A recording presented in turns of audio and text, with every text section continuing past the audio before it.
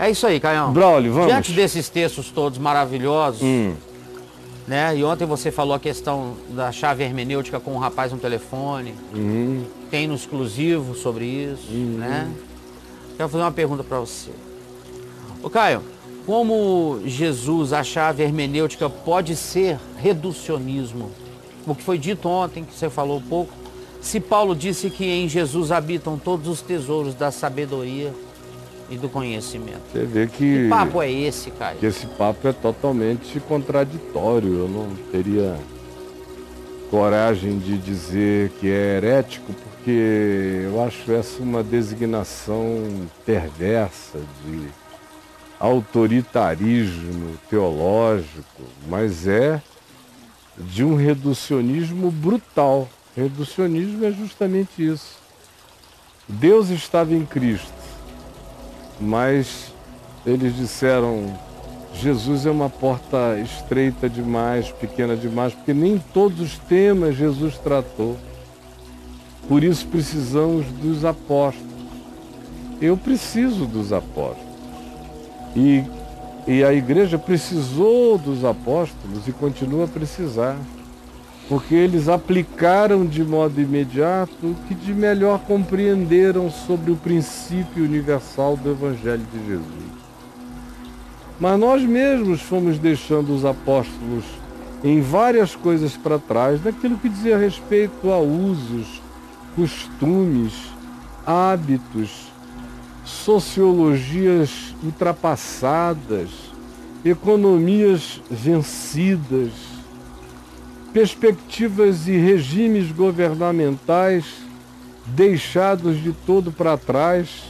Nós fomos nos atualizando e teríamos feito isso muito melhor se estivéssemos nos atualizando exclusivamente em cima dos princípios universais que Jesus ensinou no Evangelho e não a partir dos aplicativos circunstanciais praticados pelos discípulos, pelos apóstolos. Jesus em cada geração tem que ser reencontrado. E o Evangelho em cada geração tem que ser relido, recompreendido, rediscernido, para que o espírito dele seja aplicado aos novos conjuntos de circunstâncias e de realidades.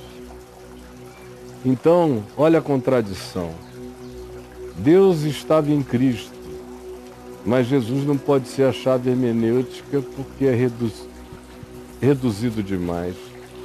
Cabe Deus em Cristo, mas a chave hermenêutica do cristianismo é maior do que Jesus. Nele habita corporalmente toda a plenitude da divindade. Ele é a expressão exata do ser de Deus, mas não pode ser a manifestação exata da interpretação da palavra que ele mesmo encarna em sua plenitude. Nossa. É treslocado, é de um apequenamento blasfemo, pois nele de fato habita corporalmente toda a plenitude da divindade e nele estão ocultos todos os tesouros de todas as sabedorias e de todos os conhecimentos, de modo que a promessa é essa: em Cristo eu vou encontrar a chave hermenêutica, eu vou encontrar todas as sabedorias e todos os conhecimentos, nele eu tenho a matrix da compreensão de tudo quanto possa ser realidade e vir a ser chamado de realidade. Não apenas para eu compreender a Escritura, mas para eu compreender minha geração e as outras gerações e em qualquer outra geração. Nele estarão sempre todos os tesouros da sabedoria e do conhecimento. E o resto, ó, é só o que eu posso dizer. Chega, garotos. E aí, Braulio? Ai, ai, Caião. É impressionante como que é lógico o que você está falando. Olha, honestamente, se não fosse, eu não falaria. Mas não tá na cara. Eu não consigo lidar com que não tenha um mínimo de pressuposto lógico, né? Para eu ter o direito de depois dizer, daqui para frente eu vou sozinho na fé, mas eu tenho um bom caminho de pressuposto lógico para caminhar.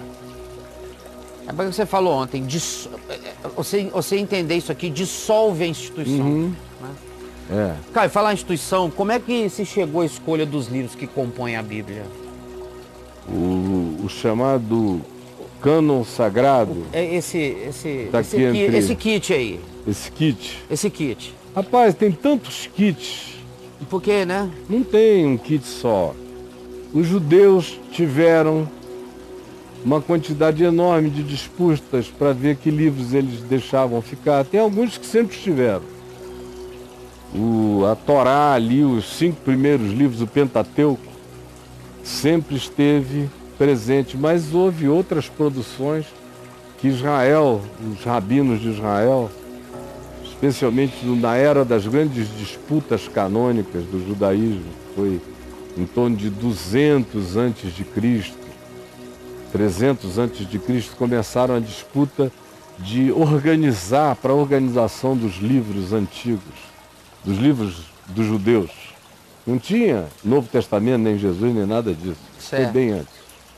Então, eles tiveram, e até hoje tem grupos que até hoje têm o seu cânon com 4, 5, 6 livros a mais, e tem outros com algumas supressões de textos. E no Novo Testamento, e tanto o Novo Testamento quanto a Bíblia toda, ironicamente falando, nessa junção de textos do Velho e do Novo Testamento, ontem você mencionou, alguém mencionou aqui o marcianismo, foi o moço do telefone. Sim, foi o cara. Na mesma história. Nesse papo da chave hermenêutica. Dos marciônicos, do marcionismo e essa coisa toda. Mas você sabe que foi Márcio o primeiro indivíduo a propor um cânon sagrado do Velho e do Novo Testamento, e que o cânon sagrado proposto por ele é basicamente esse que está aqui, com muito pouca alteração, dependendo da versão ou católica ou protestante, muito parecido. E ele foi um dos primeiros indivíduos a propor. Ele achava que era importante para se proteger a fé dos discípulos de todos os tipos de loucuras e de filosofias que quiseram cooptar a nova fé, ou se simbiotizar com ela, ou se sincretizar com ela, que para preservar sua originalidade, já que Jesus não tinha escrito nada, então tinha que se pegar o melhor testemunho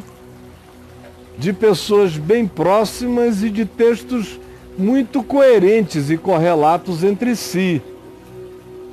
E com o melhor do Velho Testamento, segundo ele, e com o que mais se pudesse agregar. Então tinha gente que colocava o Apocalipse também dentro, tinha gente que dizia não, o Apocalipse não, é incompreensível. Tiago, tinha gente que deixava Tiago entrar, tinha gente que não queria nem ver Tiago.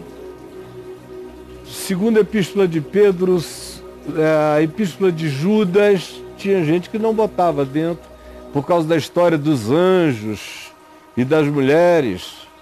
Então era muito complexo para a cabeça deles repensarem a história inteira a partir de outros fatos e outras possibilidades, então não queriam. A igreja, por outro lado, no Egito, no norte da África, provavelmente tenha sido a que mais ajudou a cristalizar isso que a gente chama de cânon. Esse cânon aqui, dessa Bíblia aqui, lá com Agostinho de Hipona, e aquele período foi um período de certa solidificação desses textos aqui, com alguns outros 4, 5 acréscimos de livros que constam na Bíblia Católica até hoje. Mas, paralelamente a isso, no Oriente, a Igreja do Oriente tinha outra seleção de livros, fazia outras inclusões que não essas aqui. Aí veio o protestantismo. Nossa, mãe. Aí quando chegou no protestantismo, Lutero queria tirar. Ele, de saída ele queria tirar Tiago, a segunda epístola de Pedro, Judas, o Apocalipse. Ele queria tirar de cara. Mesmo, cara? Eram textos muito problemáticos e tudo mais. Textos problemáticos. Aí depois ele foi convencido a não tirar, mas a colocar em segundo lugar. Tanto é que na organização da Bíblia original luterana na Alemanha, esses textos foram botados realmente por últimos, porque eles devem constar como últimos. E pasme, Lutero não gostava de Hebreus. Não gostava de Hebreus, devia ser um trauma do sacerdócio católico, porque o livro viaja muito por dentro do sacerdócio, mas destruindo o sacerdócio. No entanto, ele tinha um problema pessoal com o livro de Hebreus, ele se sentia angustiadamente ofendido. Não era nada que pudesse ser chamado de sério, mas era uma resposta psicológica do Lutero reformador ao trauma sacerdotal ou qualquer coisa a isso vinculado, ou alguma coisa usada do livro de Hebreus contra ele na adolescência, na juventude, o fato que ele tinha um trauma do texto de Hebreus e por ele teria ficado fora. Então, até essa história do cânon sagrado, que o pessoal fica beijando daqui para cá, é idolatria e paganismo. Porque a única coisa que realmente importa é que eu saiba como foi Jesus. E nos 4 evangelhos, nesses 4 evangelhos, eu pessoalmente encontrei, lendo vários outros evangelhos apócrifos, especialmente os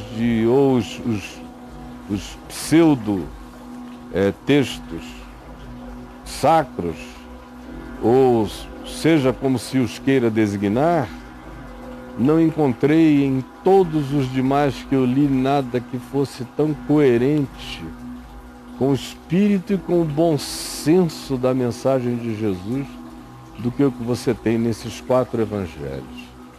É a partir deles que eu posso ler para trás, para o Velho Testamento, em qualquer Velho Testamento, seja esse dessa Bíblia, ou de qualquer texto dos judeus, de qualquer escritura dos judeus, tanto quanto eu posso ler para frente, filtrando o que ficou no passado, como o véu das mulheres de Corinto e 1 milhão de coisas iguais que na história não sobreviveram e foram filtradas porque nunca constaram do espírito do Evangelho, a não ser o que diz respeito a sermos submissos uns aos outros em amor respeitoso e reverente.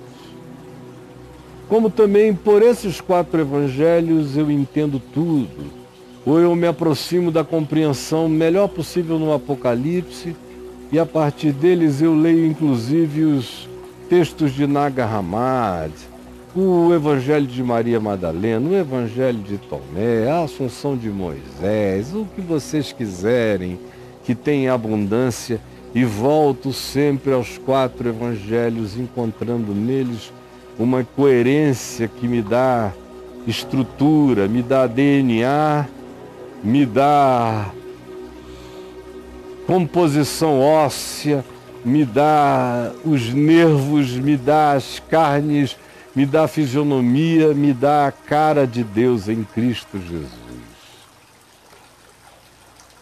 Chave hermenêutica para compreender tudo mais vem daí. E Caião, aí, brother? Caião, se Lutero tivesse suprimido o Velho Testamento e a partir de lá a biblioteca fosse só o Novo Testamento, a história do protestantismo no mundo seria diferente? Poderia ter sido diferente, mas eu acho que teria sido uma perda enorme. Porque eu creio na revelação de Deus no Velho Testamento. Eu creio nas intervenções. E como o Márcio, Eu não creio. O Márcio dizia que havia dois deuses, o do Velho Testamento e o do Novo Testamento, porque eles eram incompatíveis. Por quê? Porque ele não entendeu que a revelação escrita de Deus no Velho Testamento, ela obedeceu o crescimento mental, social, relacional do povo de Israel. Ele vem de uma tribo semita, falava a língua hebraica, o Siapuru, e vem crescendo até que esse povo se transforma na nação de Israel. É uma evolução. É uma evolução. A vida mudou, a história mudou, a arquitetura mudou, a organização social mudou, os regimes mudaram. E é óbvia a adaptação, porque é Deus querendo falar com o homem. Então, se é Deus querendo falar com o homem, para Deus falar com o homem, como o homem é o homem, Deus está limitado ao homem. Sim. Deus só perde o limite no homem quando ele se encarna em Cristo. Aí a sua plenitude se manifesta. O Verbo se fez carne. A comunicação se consumou. Aconteceu. De vez. Essa é a plenitude de todas as coisas. Maravilhoso. Então, meu Deus, ou então não creiam que Jesus é quem Jesus disse ser. Ou então não creiam o que os apóstolos creram sobre a superioridade e a centralidade de Jesus. Ou então não creiam que Jesus repreende apóstolos, porque falam tolice. Mas Jesus diz que aquele que erguer a sua vida sobre ele, sobre a rocha que é ele, meu Deus, pode ter alguma coisa mais na esquina do que essa? Aquele que erguer vai suportar todas as intempéries da vida e resistirá até o fim. No fim, qual é o sentido da fé se não esse? Então, coitado do Márcio, ele não conseguia reconciliar, porque ele queria que o Deus do velho fosse o Deus do novo, e não dava. Na verdade, o Deus do velho está crescendo com a limitação humana, e no Novo Testamento, Deus explode no humano. Aí ele fala. Ele mesmo fala, não é? Como Jesus diz, tudo quanto eu ouvi meu Pai vos dizer, isso vos digo. Mas vai não poder suportar agora. Mas está tudo dito, está tudo feito, e a partir dele você pode viajar em todas as direções na velocidade da luz. Aí você anda para trás. E para olha trás, lá atrás, para olha. frente, você anda para o futuro, Pra para daqui a 1 milênio. Pode me jogar lá que o evangelho será relevante. Eu sei que será. E eu não precisarei de valor agregado nenhum, além dessa compreensão que todo dia eu exponho aqui.